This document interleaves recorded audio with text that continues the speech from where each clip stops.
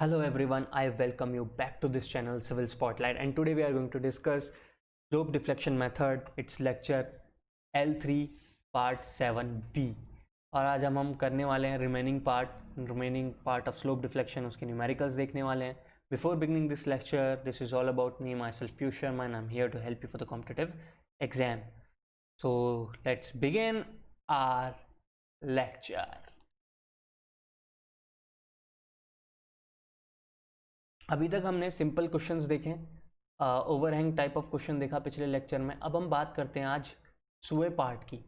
अगर सपोर्ट ए है, यहाँ पे जो क्वेश्चन दिया है, if support A settles by 15 mm vertically downward, okay, analyse the frame by slope deflection method.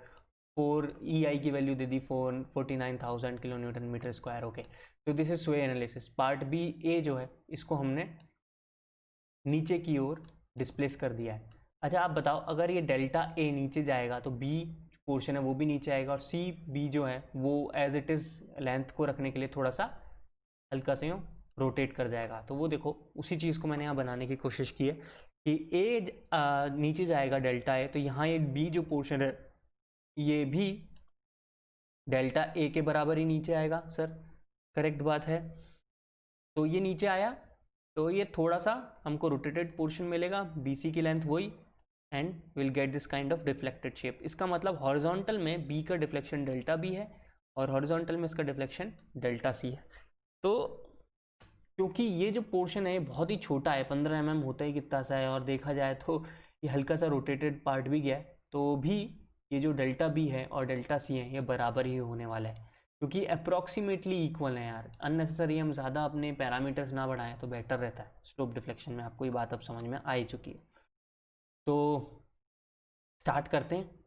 तो मैंने अब देखो ये वाला पोर्शन बनाया, इसकी वजह से डेल्टा बी इंट्रोड्यूस हुआ, फिर डेल्टा सी भी इंट्रोड्यूस हुआ. Delta B delta C approximately same है, बराबर है. तो यहाँ पे देखो मैंने FBD यानी कि फ्री बॉडी डायग्राम बनाया, AB का, BC का और CD का, ताकि हम अच्छे से एनालाइज कर पाएँ स्लोप डिफ्लेक्शन के अकॉर्डिंग.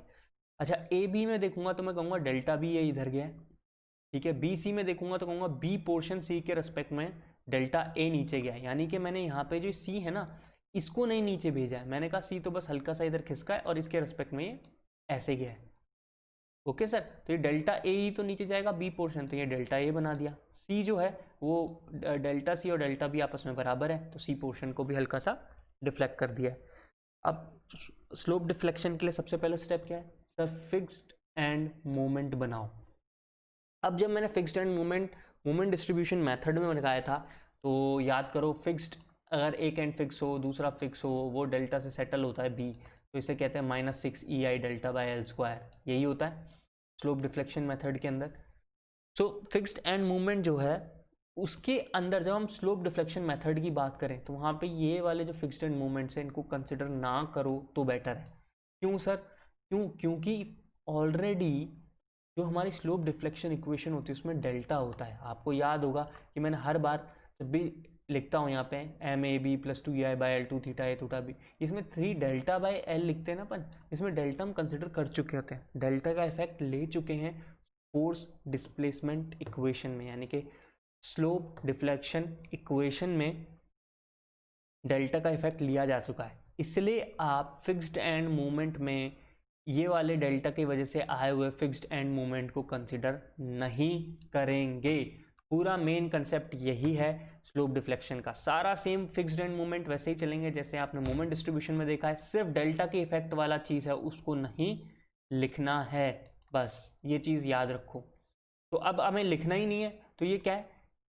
इसके ऊपर कोई एक्सटर्नल लोड है? नहीं है सर. इसका मतलब जब कोई लोड ही नहीं है तो फिक्स्ड एंड मूवमेंट होगा किसी भी सेक्शन पे? नहीं होगा. तो M/AB, M/BA, M/BC, M/CB, M/CD, M/DC क्या होगा? सब की सब जीरो. कोई एक्सटर्नल फोर्स नहीं है फ्रेम पे इस वजह से. अब आते पार्ट 2 पे. पार्ट 2 क्या कहता है सर? आप लिखो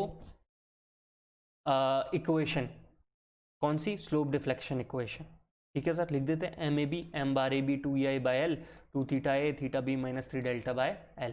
तो अब मैं इसमें लिखने जाऊंगा तो MAB कैसी हो जाएगी? ये तो जीरो हो गया fixed end movement, 2EI by 3 theta A fix है 0, थीटा बी आ गया -3 डेल्टा बी बाय एल। अब यहाँ प्लस नेगेटिव कैसे देखेंगे sir, rotation clockwise anti clockwise. आओ इधर, अब देखो यहाँ देखो, मैंने ए बी की बात की, ए बी का मतलब ए पे देख रहा हूँ, ए पे कैसा रोटेशन है, एंटी क्लॉकवाइज। तो एंटी क्लॉकवाइज कैसी होनी चाहिए, नेगेटिव। देखा मैंने माइनस डेल्टा बी क्यों लिखा है यहाँ पे, डेल्टा बी किस लिए, क्योंकि यहाँ देखो बी पोर्शन जो है डेल्टा बी गया है और ये इस डायरेक्शन में गया, तो माइनस डेल्टा बी। आई बात समझ में कैसे इक्वेशन लिखी जाती है। उसी तरीके से बी ए, तो M bar B A is plus 2 EI/3 2 theta B plus theta A minus 3 delta B divided by L. Again अब आ जाओ बी ए पे, बी पे बैठो, ए को देखो, बी पे बैठो, ए को देखो। आपको कैसा दिखेगा, बी पे बैठ के देखोगे कि ए जो है हमारा हमसे पीछे चला गया है, ऐसा कुछ। ठीक है, अब हम बी पे बैठ के देख रहे हैं,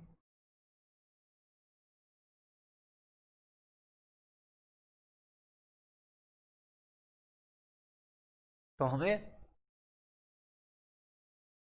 वो उसी सेम फॉर्म में रोटेटेड मिल जाएगा जैसा हमें अबव केस में मिला था। सेम इक्वेशन लिखते ही आपको आंसर जो है, आंसर कह रहा हूँ सॉरी, इक्वेशन जो है मिल जाएगी। अगेन आप पूछेंगे सर ये नेगेटिव क्यों आया है, नेगेटिव अगेन यार सेम कंसेप्ट से आएगा। जैसे कि ये बी पे रेस्पेक्ट में देखूंगा, तो बी से बैठ के देखूंगा तो ए मेरे को कुछ ऐसा दिखेगा, ए यहाँ पहुँचा हुआ। अगेन ये कैसा है sir, anti clockwise rotation. Anti clockwise कैसा लिया है हमने, नेगेटिव लिया है, इसलिए हमने इक्वेशन में नेगेटिव लिखा हुआ है।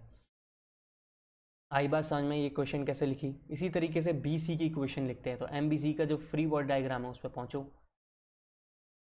बी सी के फ्री बॉडी डायग्राम पे पहुँच गया हूँ। अच्छा, अब मैं बी के रेस्पेक्ट में देख रहा हूँ, यहाँ बैठ जाओ बी के रेस्पेक्ट में, तो हमें सी कैसा दिखेगा, सी ऊपर जाता हुआ दिखेगा, ऐसा कुछ ऊपर जाते हुए क्या हो जाएगा, इफेक्ट कैसा है सर, वो आया एंटी क्लॉकवाइज का, तो कैसा हो गया नेगेटिव। तो डेल्टा वहाँ पे भी क्या हो जाएगा, नेगेटिव हो जाएगा। और वहाँ पे डेल्टा क्या आएगा, डेल्टा ए आएगा, क्योंकि हमें बी और सी के रेस्पेक्ट में देखना है कि कौन ऊपर कौन नीचे क्या है। तो वहाँ पे हमारा डेल्टा क्या हो गया, डेल्टा ए हो गया। तो 2EI/L plus 2 theta B plus theta C minus 3 minus delta A by this thing. We got this thing. Again similarly C B लिख सकते हो आप, और सी डी बिल्कुल जैसे ए बी लिखा गया वैसे लिखें। अगर आपने ये क्वेश्चंस लिख ली ना, मैं आपको गारंटी दे रहा हूँ कि ये जो बड़े बड़े न्यूमेरिकल्स होते हैं जो मैं करा रहा हूँ, जब मैं समझा देता हूँ उसके बाद पॉज करके आप इनको अपने हाथों से पूरा सॉल्व करा करो। आपकी प्रैक्टिस होती है इस चीज़ से, और प्रैक्टिस होने के साथ साथ आप जब अगले क्वेश्चंस में आते हैं तब तक आप यूज टू हो जाते हैं जल्दी से जल्दी इक्वेशन लिखने के। तो ये इक्वेशंस इतनी बार मैंने चाहता तो सिमिलरली करके लिख सकता था, मैं भी हाथ से इसलिए लिख रहा हूँ कि आप लोग उसको रीचेक कर सकें इस वीडियो के अंदर। ओके, अब हम अवेलेबल इक्वेशंस की बात करते हैं। अब अवेलेबल इक्वेशंस की बात करो। अब अवेलेबल इक्वेशन मैंने आपको कहा था भाई जॉइंट्स पे एप्लीकेबल होंगी, तो यहाँ पे दो जॉइंट हैं, joint B and joint C. Joint B पे उठा के देखूंगा तो मूवमेंट एम बी ए और एम बी सी ज़ीरो होना चाहिए। वहीं जॉइंट सी पे एम सी बी और एम सी डी ज़ीरो होने चाहिए। तो मेरे पास दो अवेलेबल इक्वेशंस आ गई। नीचे जाके देखता हूँ।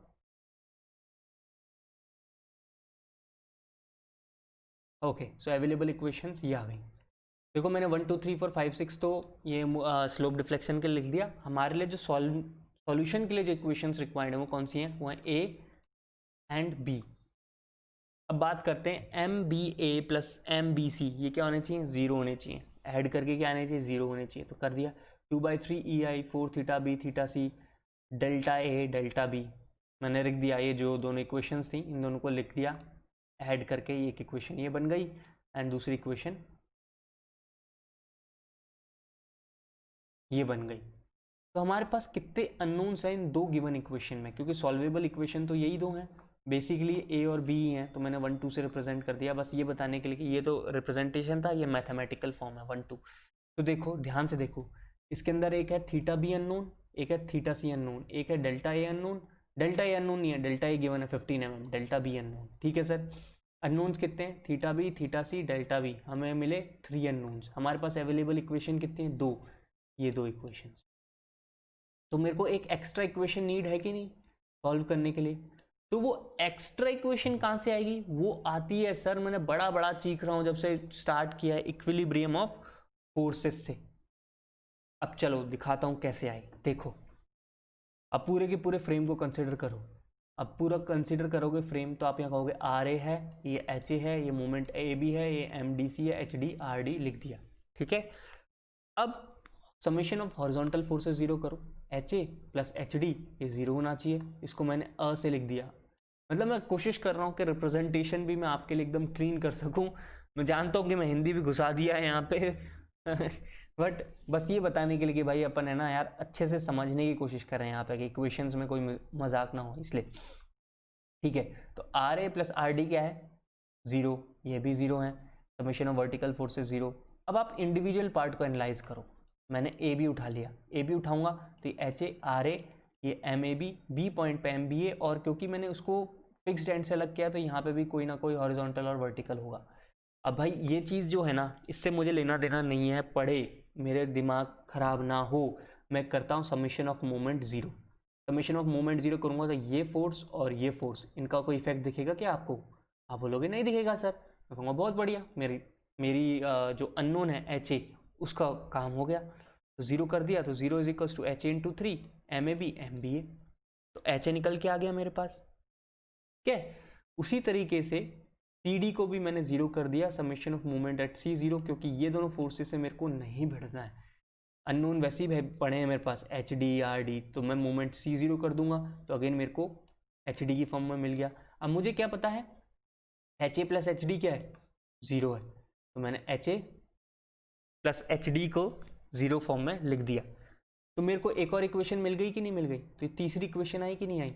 इस टाइप की इक्वेशन को ही हम शेयर इक्वेशन कहते हैं और किसी चीज़ को नहीं कहते। तो हमारे पास तीन इक्वेशन आ गई, तीन वेरिएबल आ गए, अब सॉल्व कर सकते हो और सब चीज़ का मूवमेंट निकाल सकते हो। ये स्पेशल क्वेश्चन मैंने इसलिए लिखा है कि मैं आपको समझा सकूं कि बेटा स्लोप डिफ्लेक्शन के अंदर इसमें दो कंसेप्ट चल रहे हैं। पहला, स्लोप डिफ्लेक्शन के अंदर जो डेल्टा का इफेक्ट है वो फिक्स्ड एंड मूवमेंट की फॉर्म से मत लिखना, ज़रूरत नहीं है, बिल्कुल भी ज़रूरत नहीं है।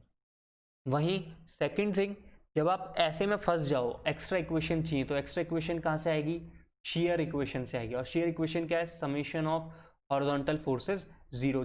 इन जनरल आपके जितने भी ऑब्जेक्टिव क्वेश्चन हैं, सब्जेक्टिव क्वेश्चन हैं, आज तक मैंने जो देखे हैं उन सब के अंदर शेयर इक्वेशन आपकी summation of horizontal forces zero से ही बनी है। तो आप तो ये भूल जाओ कि उसके बियॉन्ड अभी कुछ आ रहा है, स्पेशली ऑब्जेक्टिव पेपर में। तो आपको शेयर इक्वेशन दिखे, summation of horizontal forces zero करके एक्स्ट्रा इक्वेशन बना लो और उसे सॉल्व कर लो।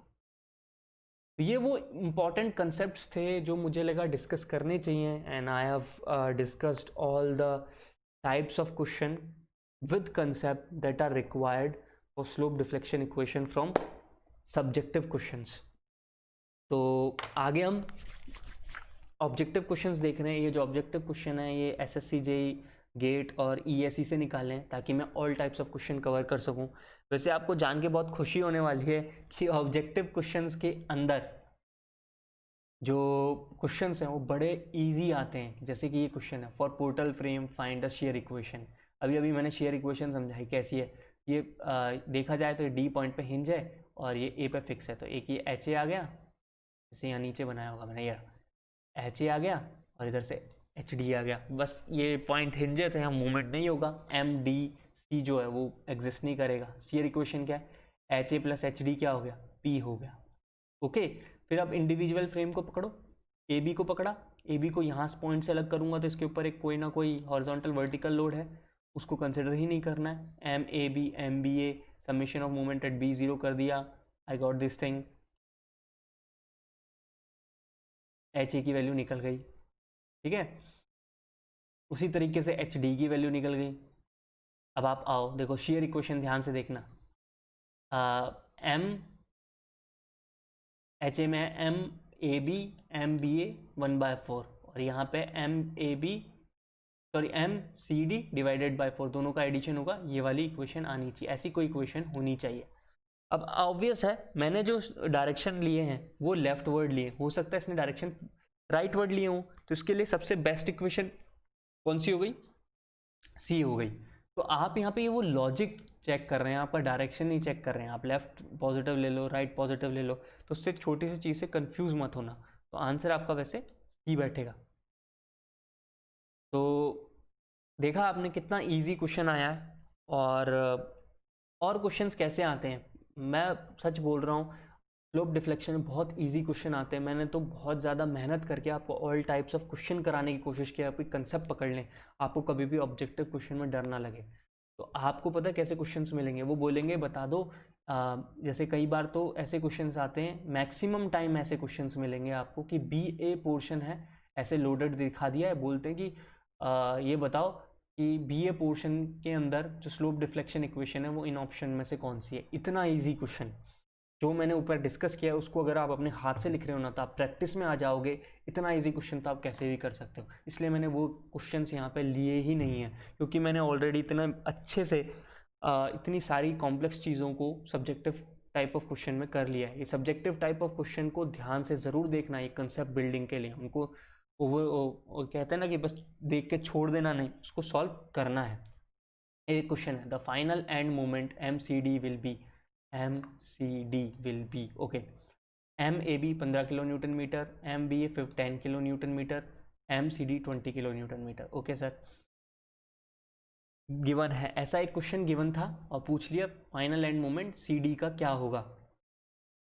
फाइनल पूछा है, फिक्स नहीं पूछा है, इस बात को ध्यान रखना। फाइनल मतलब फाइनली, बार नहीं पूछा है। तो ठीक है, मैं बनाता हूँ फिक्स्ड एंड मोमेंट डायग्राम। बनाने के लिए ये लोड यूज़ कर लूँगा, और जो गिवन है final and moments AB BA MCD, उनको बनाता हूँ।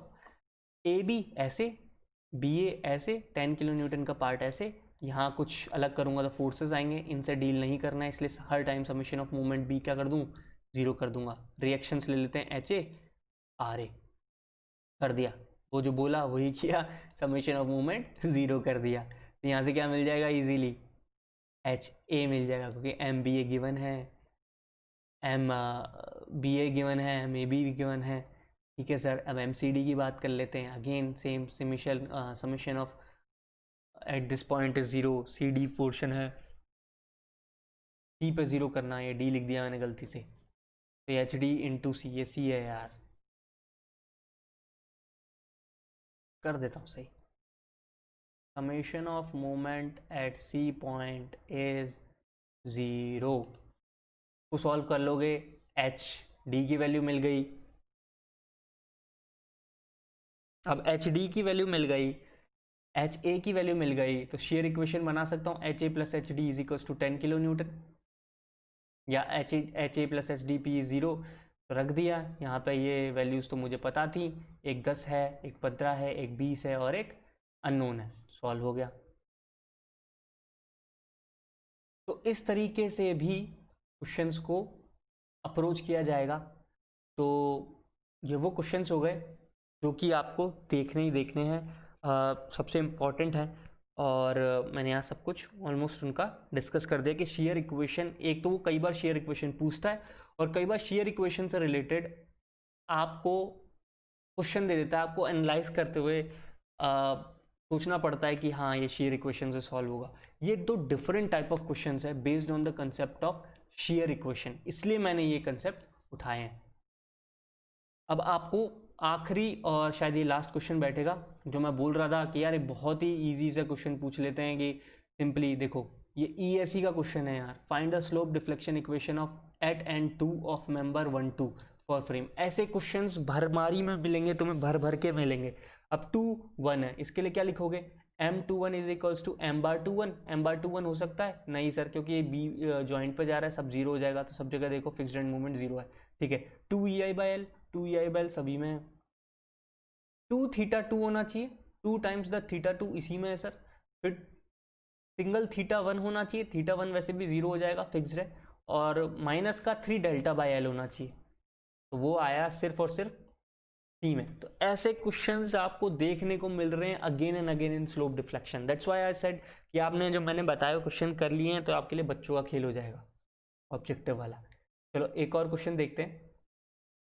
Slope deflection equation at end B of member BC and B era of member BC।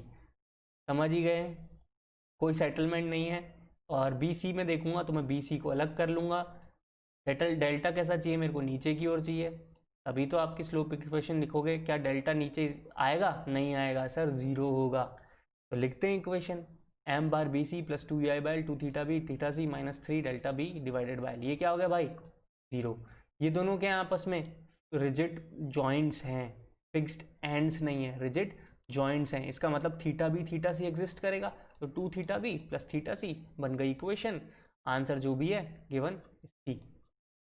देख रहे हो कितने इजी क्वेश्चन है ये। ऑल टाइप्स ऑफ क्वेश्चन मुझे मिले स्लोप डिफ्लेक्शन में, इसलिए ही मैंने सब्जेक्टिव क्वेश्चन चूज किए कि मैं सारे कंसेप्ट करवा दूं। तो आई होप मैंने सारे टाइप्स ऑफ क्वेश्चंस को बहुत अच्छे से एलैबोरेट आपके सामने कर दिया है और आपको समझ में भी आ गए होंगे।